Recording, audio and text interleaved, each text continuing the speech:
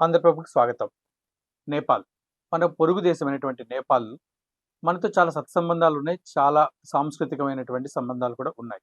కానీ ఇటీవల గత ఒక 20 సంవత్సరాల నుంచి అక్కడున్న మారుతున్న ప్రభుత్వాలు వీటి యొక్క మన దగ్గరున్న ప్రభుత్వంతోటి సరైనటువంటి సత్సంబంధాలు లేకపోవడం ఇలా జరుగుతూ ఉంది. కానీ ఇటీవల జరిగినటువంటి బాలన్ షా ప్రభుత్వం కొత్తగా ఆయన ప్రభుత్వాన్ని స్థాపించారు. అప్పుడు పరిస్థితులు మారుతాయని అనుకున్నాం. కానీ ఇప్పటికీ పరిస్థితులు అంత గొప్పగా ఏమీ మార్పు జరగలేదు. మీరందరూ ఇటీవల చూసే ఉంటారు పత్రికల్లో అంతా గూడా.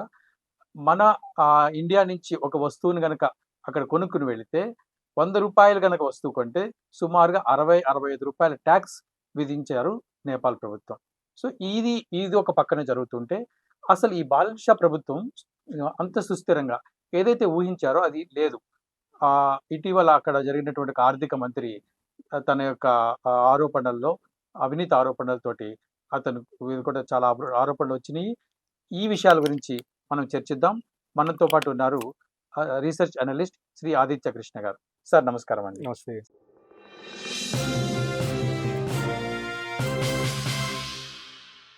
సార్ ఈ నేపాల్ ఈ మధ్య వస్తున్న వార్తలు దీని గురించి కొంచెం వివరిస్తారా?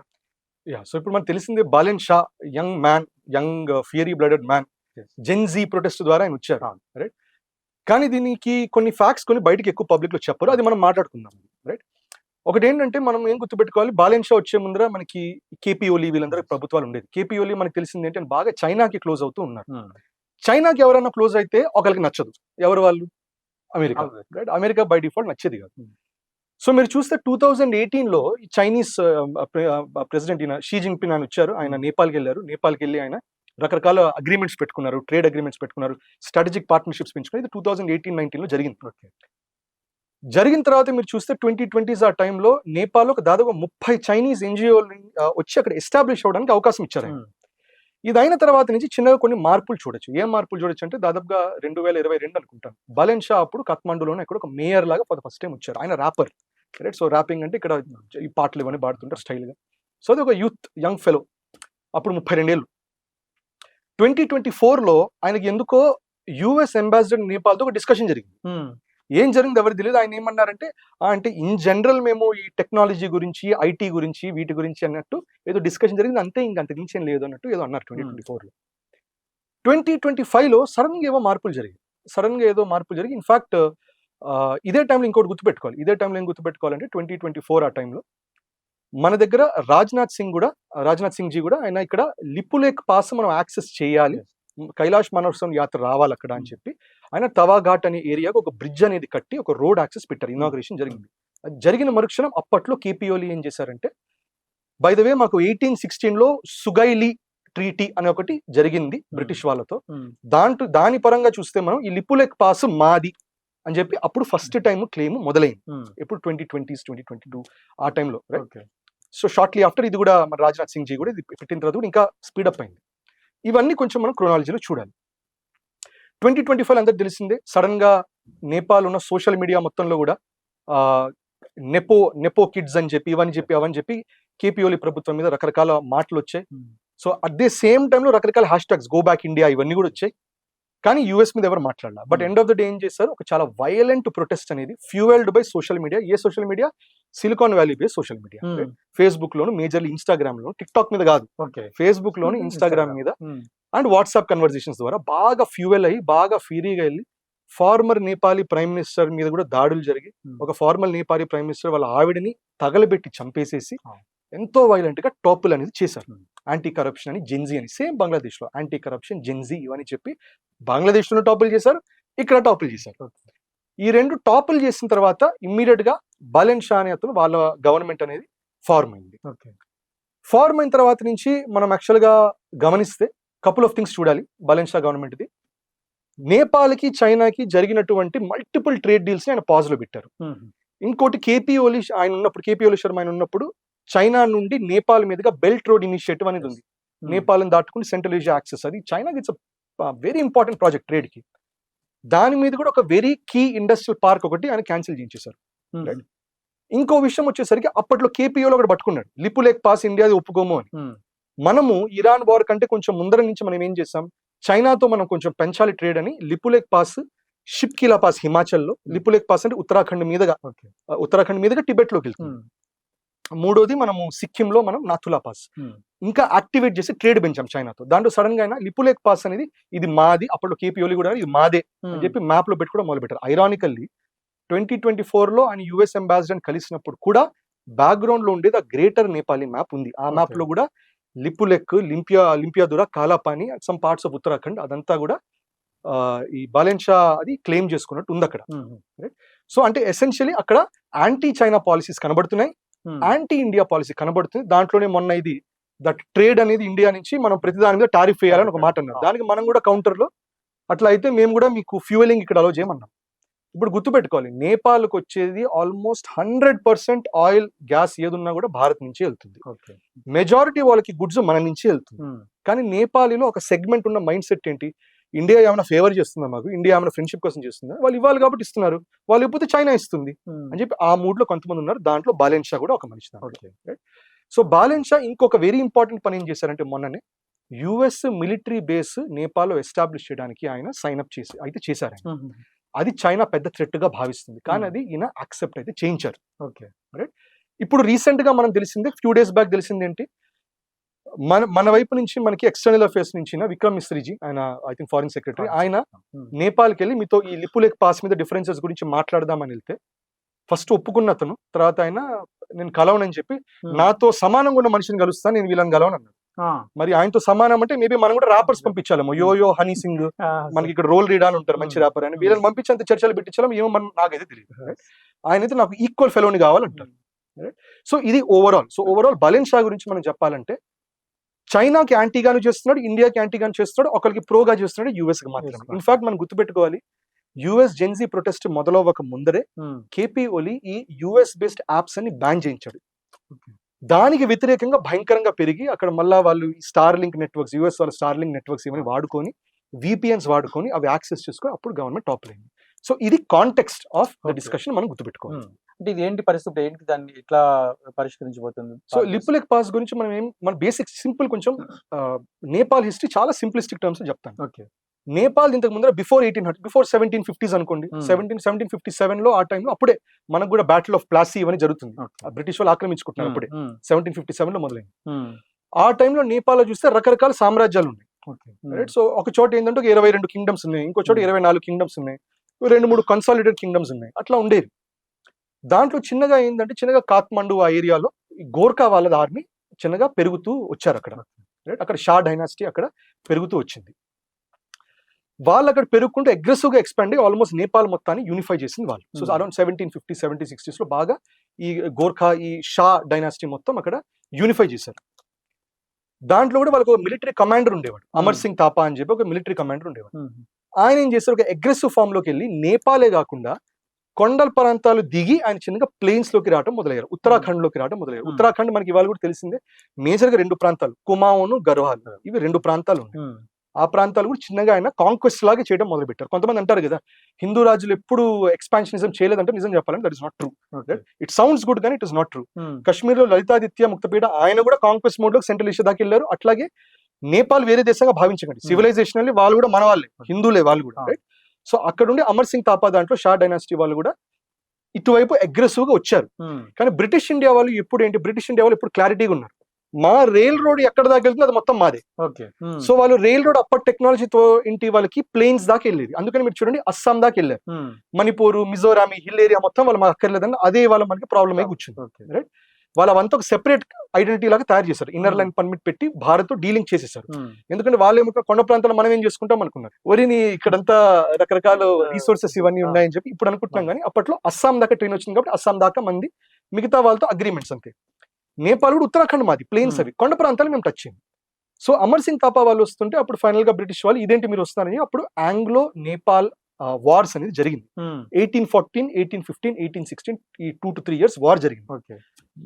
ఇక్కడ బ్రిటిష్ వాళ్ళకి వచ్చిన ప్రాబ్లం ఏంటి, ఈస్ట్ ఇండియా కంపెనీకి వచ్చే ప్రాబ్లం ఏంటంటే, వాళ్ళు ప్లేన్స్ లో బాగా బ్యాటిల్ చేయగలిగారు కానీ కొండ ప్రాంతాలు ఇట్లా పెనిట్రేట్ చేయలేకపోయారు.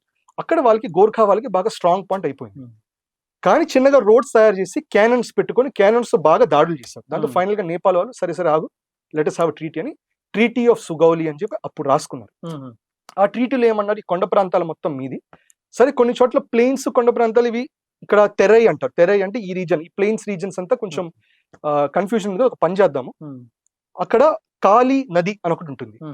సో కాళీ నదికి మీరు ఈస్ట్ సైడ్ అంతా నేపాల్, వెస్ట్ సైడ్ అంతా మాది ఈస్ట్ ఇండియా కంపెనీ, బ్రిటిష్ వాళ్ళది. అది వదిలేసండి, అది ఇండియా కింద పెట్టుకున్నాం, ఇదేమో మీరు నేపాల్ కింద పెట్టుకుని అన్నారు. అప్పుడు ఓకే అనుకున్నారు 1860 ఆల్ గుడ్. సో అక్కడ ఆ కాళీ నది అనేది ఆరిజినేట్ అయ్యే పాయింట్ ని కాలాపాని అంటారు. సో ఇక్కడ బ్రిటిష్ వాళ్ళు, ఇవాళ ఇండియన్స్ కూడా, భారతీయులు కూడా అనేది ఏంటంటే కాలాపాని అని పేరు ఎందుకు వచ్చిందంటే అక్కడ వచ్చే నీళ్లు కొన్ని స్ప్రింగ్స్ వస్తాయి, నలుపు రంగుతో ఉంటుంది. ఆ నలుపు రంగు నుంచి వస్తుంది, ఆ కాలాపాని నుంచి నలుపు రంగులో వస్తుంది కాబట్టి అది కాళీ నది. సో ఒక ధార అట్లా వస్తుంది. సో మనం ఎప్పుడు ఏమంటాం, అటువైపు నేపాల్ అంటాం. కానీ ఒక ధార వెళ్ళి మహాకాళీ నది అని ఫామ్ అయ్యే చోట ఇంకొక చిన్న ధార ఉంటుంది. ఆ ధార మన దగ్గర ఉత్తరాఖండ్ లో కుఠి అనే ఒక రకమైన విలేజ్ లో, ఆ విలేజ్ లో నుంచి వస్తుంది. అక్కడ లింపియో ధార అని కూడా అంటారు.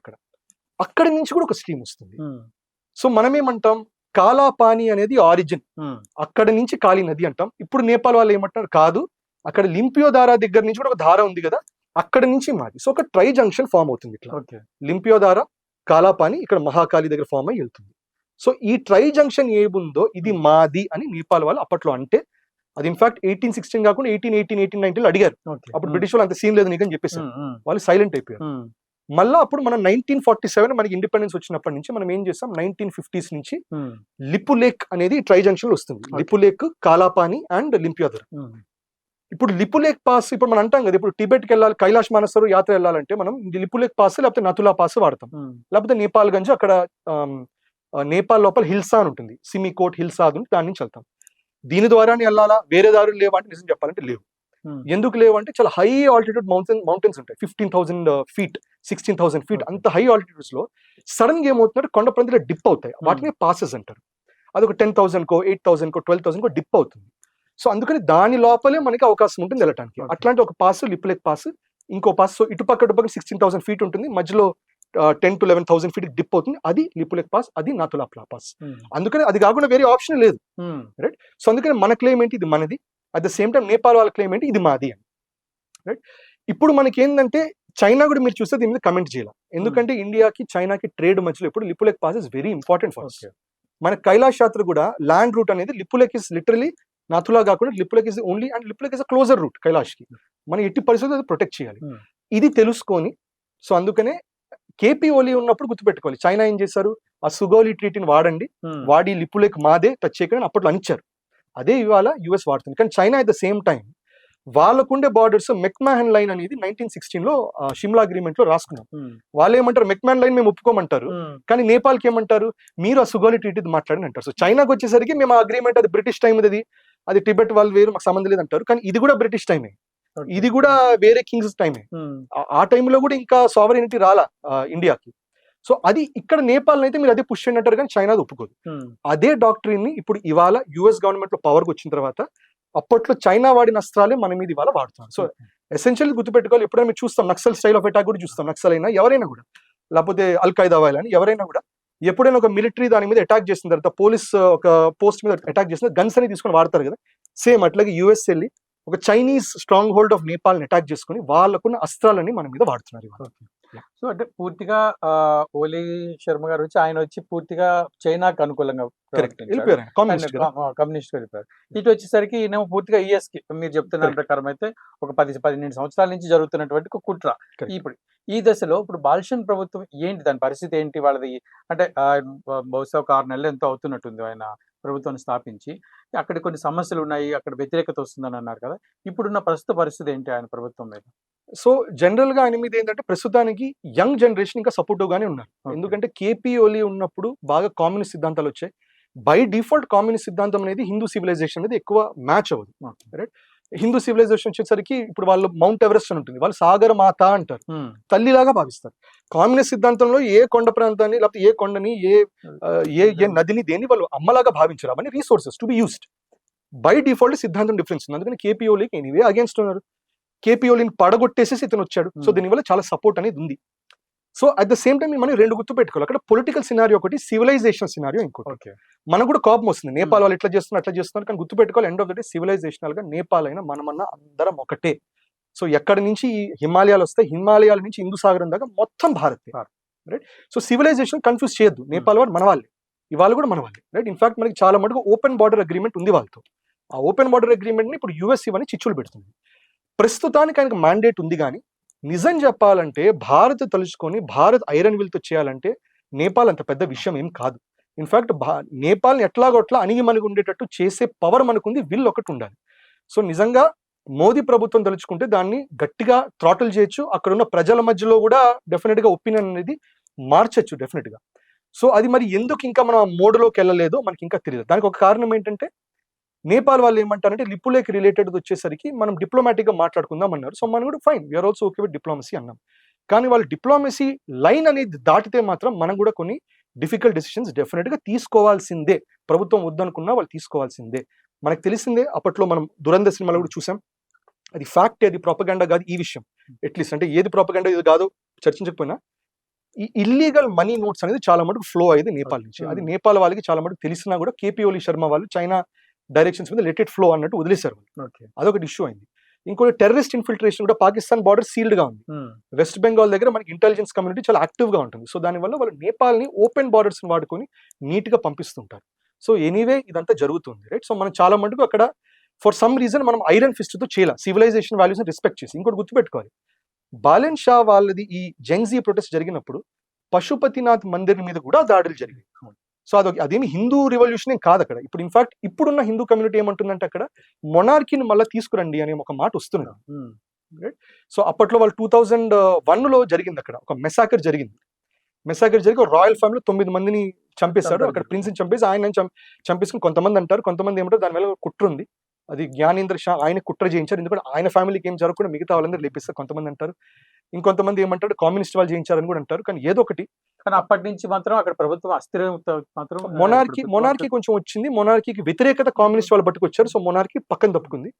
కమ్యూనిస్ట్ కి వ్యతిరేకత న్యాచురల్ గా యుఎస్ వాళ్ళు దింపారు. సో యుఎస్ కూడా ఇది చేస్తుంది, ఒక చోట డిస్టెబిలైజ్ చేయాలంటే. మొనార్కీ తర్వాత అక్కడ జరిగినటువంటి అస్థిరతకి కారణము యుఎస్ అని అంటారు పూర్తిగా కాదు. మొనార్కీకి వ్యతిరేకంగా కమ్యూనిస్టులు చేస్తున్నారు, కమ్యూనిస్టులు చేస్తున్నారు. కానీ కమ్యూనిస్ట్ ప్రభుత్వం ఆల్మోస్ట్ 10 సంవత్సరాల పైన పరిపాలించింది కదా, డిఫరెంట్ వాళ్ళు. కానీ వాటి ఎక్కడ స్థిరత లేకుండా పోయింది. అంటే దీనికి ఏమంటారంటే ఒక జనరల్ అనాలజీ ఉంటుంది దట్ కమ్యూనిస్ట్ అనేది కూడా గుర్తుపెట్టుకోండి. ఒక మనకి ఇండిపెండెన్స్ మూవ్మెంట్ వచ్చిన కమ్యూనిస్టులు మన దేశంలో ఆంధ్ర తెలంగాణలో కూడా వాళ్ళు కొంచెం డిఫరెంట్ గా ఉంటారు, రైట్? వాళ్ళు నిజం చెప్పాలంటే వాళ్ళు వికృత ఎల్జీబీటీక్యూలు అవన్నీ వికృతంగా వెళ్ళరు.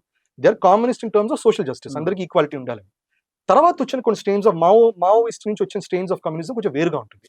ఇప్పుడు వచ్చే వెస్టర్న్ లిబరల్ వెస్టర్న్ లెఫ్ట్ ఆ కమ్యూనిజం వేరు, ఎల్జీబీటీక్యూ వోక్ ఇవన్నీ అది కొత్త స్ట్రెయిన్. అది యుఎస్ ఏం చేస్తుందంటే చాలా మటుకు కమ్యూనిజం మావోయిజం వాళ్ళు వస్తే ఆ కమ్యూనిస్ట్ ని they let them do their job. దాంతో మొనార్కీ ఫస్ట్ వెళ్ళిపోయింది, తర్వాత వాళ్ళు ఆపరేషన్స్ మొదలవుతాయి. సో ఫస్ట్ వేరే వాళ్ళు అటాక్ చేయని, తర్వాత వెళ్ళి మనం అటాక్ చేద్దాం.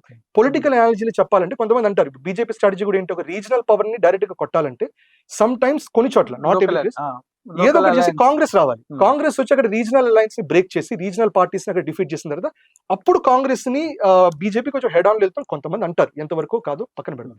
సేమ్ యూఎస్ కూడా క్యాపిటలిస్ట్ సొసైటీ అయినా ఏదైనా కూడా వాళ్ళు కమ్యూనిస్ట్ వాళ్ళు వచ్చి డిస్టెబిలైజ్ చేసిన తర్వాత అప్పుడు యూఎస్ఏ అటాక్ మోడ్లోకి వెళ్తుంది. అదే జరిగింది మనకి నేపాల్. ఓకే, అయితే ఇప్పుడు అమెరికా వెనకాల నుండి సపోర్ట్ చేస్తుంది కదా.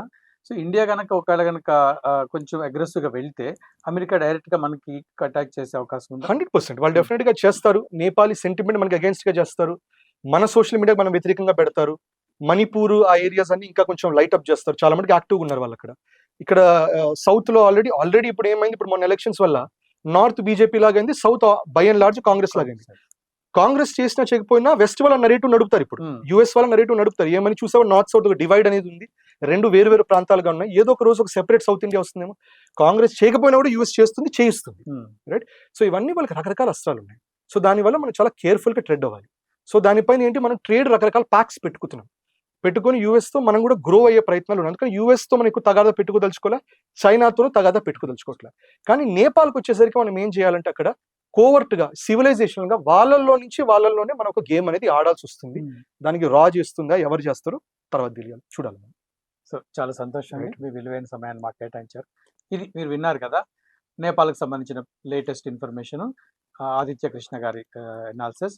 మళ్ళీ ఇంకో కార్యక్రమంలో కలుసుకుందాం.